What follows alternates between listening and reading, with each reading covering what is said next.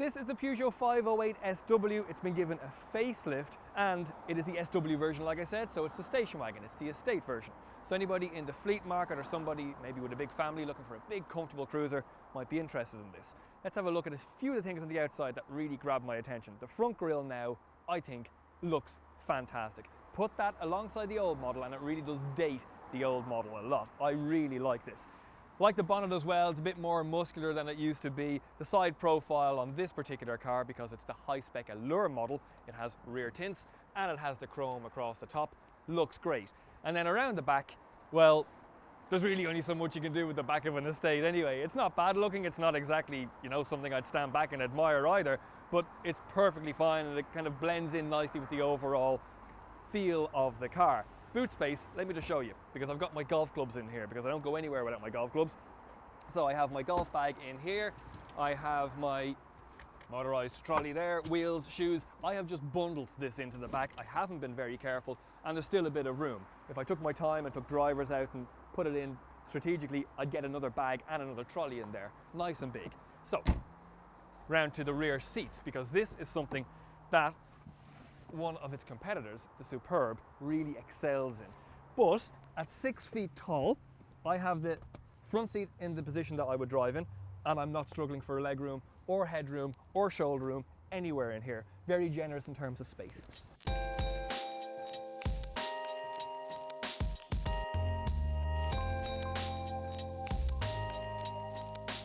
So the 508 looks great on the outside, has lots of rear passenger room and a decent sized boot for anybody who's semi-active like me and plays a lot of golf. But what's the car like to live with, drive, and most importantly, is it good value for money?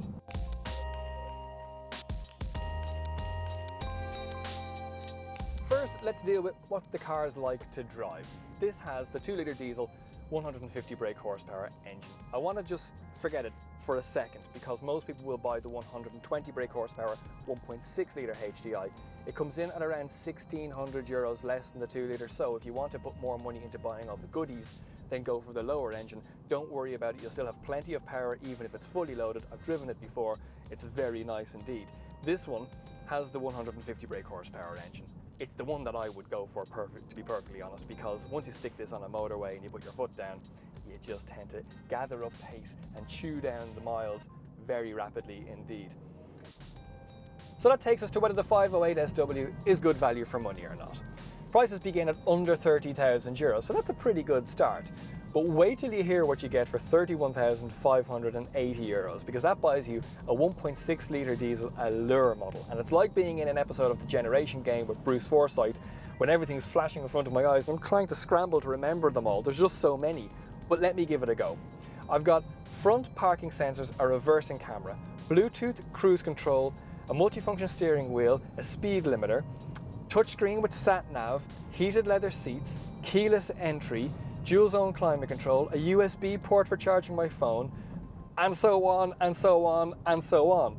I think you can get my point at this stage. The 508 SW is exceptionally good value for money, and quite honestly, just a bloody good car.